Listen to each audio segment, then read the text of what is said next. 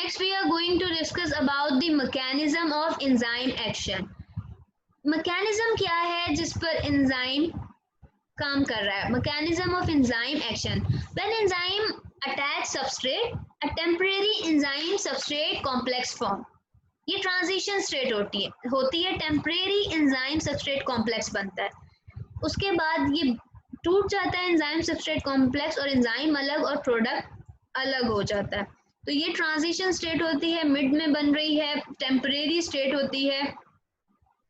Enzyme reaction को catalyse कर रहा है सबस्ट्रेट के साथ अटैच होकर और सबस्ट्रेट को प्रोडक्ट में कन्वर्ट कर रहा है, सबस्ट्रेट प्रोडक्ट में कन्वर्ट हो रहा है और एंजाइम सेपरेट हो रहा है। तो एंजाइम और प्रोडक्ट सेपरेट आउट हो जाते हैं, एंजाइम जो है वो डिस्ट्रॉय हो जाता है और जब उसकी ज़रूरत होती है वो वापस बन जाता है, यानी कि उस वक्त फिर एक्टिव नहीं रहता। जिस टाइम रिएक्शन हो रहा है एंजाइम उसी वक्त एक्टिव होता है, हर टाइम एक्टिव नहीं रहता। हम बात कर रहे हैं मैकेनिज्म ऑफ एंजाइम, हम बात कर रहे हैं कि मैकेनिज्म क्या है एंजाइम के एक्शन का। तो हमें एमएल फिशर ने एक की लॉक थ्योरी बताई थी, लॉक एंड की मॉडल। डिस्कस करते हैं लॉक एंड की मॉडल क्या है।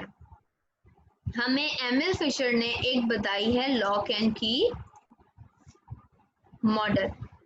लॉक, आपको पता है लॉक और की के कोई हर स्पेसिफिक लॉक के लिए कोई भी लॉक है, उस लॉक के लिए एक स्पेसिफिक की होती है, ऐसा ही है।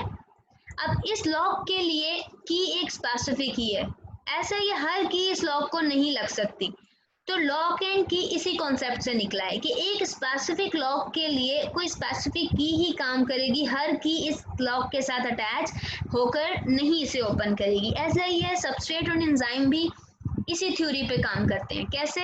ये एंजाइम है और ये सबस्ट्रेट है, एंजाइम की एक्टिव साइट उसी तरह की होगी जैसे कि सबस्ट्रेट की शेप है जो इसमें फिट हो जाए, सबस्ट्रेट उसी शेप का होगा कि जो एक्टिव साइट पे फिक्स हो जाए। ये आप देख लीजिए एक्टिव साइट में फिक्स हो गया, तो ये बन गया जब एंजाइम और सबस्ट्रेट आपस में अटैच हो गया तो ये बन जाता है एंजाइम सबस्ट्रेट कॉम्प्लेक्स।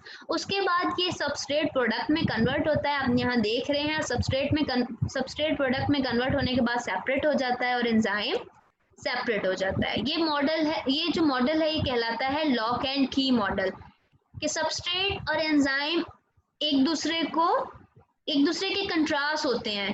जिस शेप का आपका एंजाइम है उसी शेप को अटेन करते हुए कि उसमें फिक्स हो जाए, उसी टाइप का सबस्ट्रेट होता है इस शेप में कि इसके अंदर फिक्स हो जाएगा।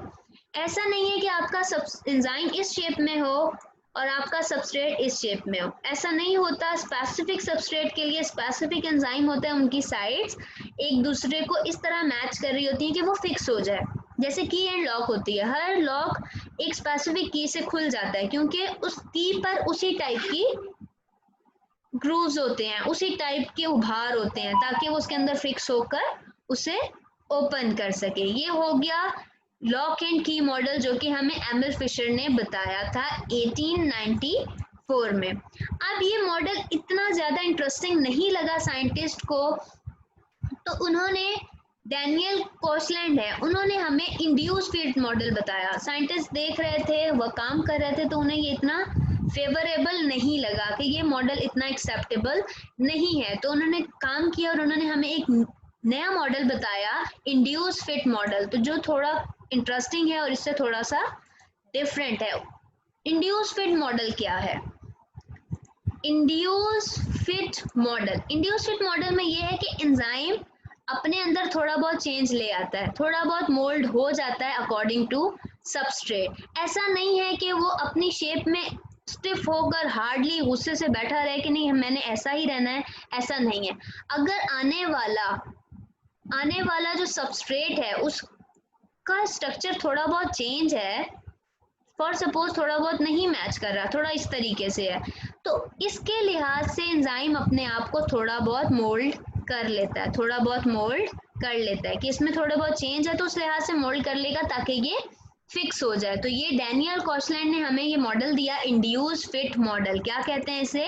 Induced fit model means enzyme अपने आप को, अपनी एक्टिव साइट को सबस्ट्रेट के स्ट्रक्चर के लिहाज से थोड़ा बहुत मोल्ड कर लेता है ताकि वो उसके साथ अटैच हो सके सबस्ट्रेट और वो अपना फंक्शन परफॉर्म कर सके। Induced fit model is more acceptable than lock key model, ज़्यादा एक्सेप्टेबल है क्योंकि अगर तो बिल्कुल ही एंजाइम एक ही पोजीशन में रहे, एक ही जैसा रहे, अपने आप में थोड़ी सी फ्लेक्सिबिलिटी ना लाए तो बहुत ज़्यादा रिएक्शंस करने में मुश्किल हो जाएगी। तो एंजाइम को अपने अंदर थोड़ी बहुत फ्लेक्सिबिलिटी लानी होती है ताकि वो काम कर सके। अब एक एंजाइम इस तरीके से, उसकी ये ओपनिंग है, ठीक है, ये एंजाइम है, ये इसकी ओपनिंग है, आने वाला का साइज थोड़ा सा छोटा है, इस तरीके से ये थोड़ा छोटा है।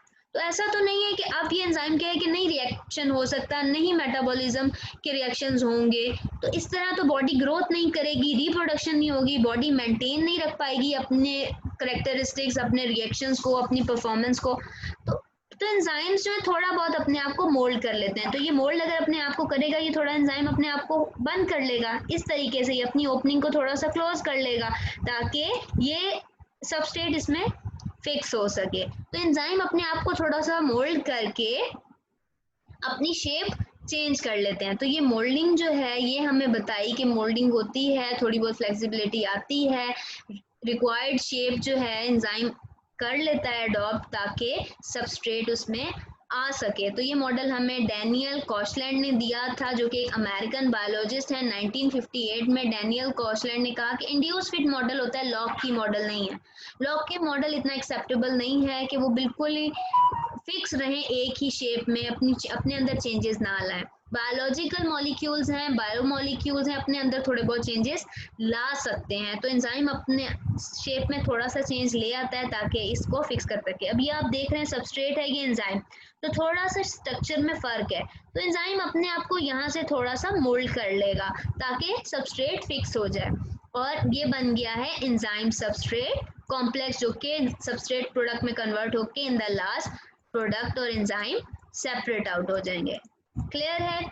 स्पेसिफिसिटी ऑफ एंजाइम की बात करते हैं कि स्पेसिफिसिटी क्या है एंजाइम की। हम स्टार्ट से ही डिस्कस करते आ रहे हैं कि एंजाइम स्पेसिफिक काम करते हैं। स्पेसिफिक एंजाइम का स्पेसिफिक फंक्शन है, जैसे कि एंजाइम प्रोटीएज है, उसने प्रोटीन्स की ब्रेकडाउन करनी है, पेप्टाइड बॉन्ड्स को तोड़ना है। पेप्टाइड बॉन्ड की ब्रेकेज करता है प्रोटीएज एंजाइम, जो कि प्रोटीन्स में प्रेजेंट है। स्टार्च की ब्रेकडाउन कौन करता है? अमाइलेज। तो अमाइलेज प्रोटीन्स की ब्रेकडाउन नहीं कर सकता, प्रोटीएज स्टार्च की ब्रेकडाउन नहीं कर सकता। तो एक स्पेसिफिक एंजाइम ने एक स्पेसिफिक काम ही करना है। प्रोटीएज एंजाइम ने प्रोटीन की ही डिस्ट्रक्शन करनी है, स्टार्च की डिस्ट्रक्शन अमाइलेज नहीं करनी है। और lipid enzyme, lipase enzyme lipids की डिस्ट्रक्शन करता है, लिपिड्स को डाइजेस्ट करवाता है, लिपिड को फैटी एसिड और ग्लिसरॉल में कन्वर्ट करवाता है। कौन? Lipase enzyme. हम स्टार्ट में भी डिस्कस कर रहे थे इन एंजाइम्स के बारे में। तो ये स्पेसिफिसिटी होती है एंजाइम्स की कि स्पेसिफिक फंक्शन ही परफॉर्म करेगा हर एंजाइम। आपको पता है एक्टिव साइट की कोई स्पेसिफिक ज्योमेट्रिक शेप है, ये जैसे एक एक्टिव साइट है, इसकी एक स्पेसिफिक ज्योमेट्रिक शेप है। तो इस स्पेसिफिक ज्योमेट्रिक शेप के लिहाज से ही सबस्ट्रेट आकर अटैच होगा। तो प्रोटीन की जगह, अगर ये प्रोटीन के लिए एंजाइम है, फॉर सपोज ये प्रोटीएज है, तो ऐसा नहीं हो सकता इस प्रोटीएज एंजाइम पर आकर प्रोटीन के बजाय स्टार्च लग जाए। नो, स्टार्च आकर अटैच नहीं होगी, क्योंकि स्टार्च का स्ट्रक्चर बहुत चेंज होगा, उस ज़्यादा चेंजेस एंजाइम अपने अंदर नहीं कर सकता। थोड़ी बहुत मोल्डिंग कर सकता है एंजाइम, पर बहुत ज़्यादा नहीं कर सकता। तो स्टार्च प्रोटीएज एंजाइम में आकर अटैच नहीं हो सकता, और अमाइलेज में आकर प्रोटीन्स अटैच नहीं हो सकती। तो हर स्पेसिफिक एंजाइम एक स्पेसिफिक सबस्ट्रेट के लिए है, उसके मुताबिक ही काम करता है।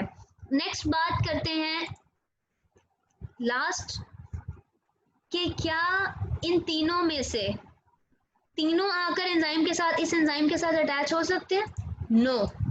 ये आपके पास एक एंजाइम दिखाया हुआ है, अब आप आइडेंटिफाई करके मुझे बताइए कि कौन सा सबस्ट्रेट 1 इस पर अटैच होगा, सबस्ट्रेट 2 अटैच होगा, या सबस्ट्रेट 3।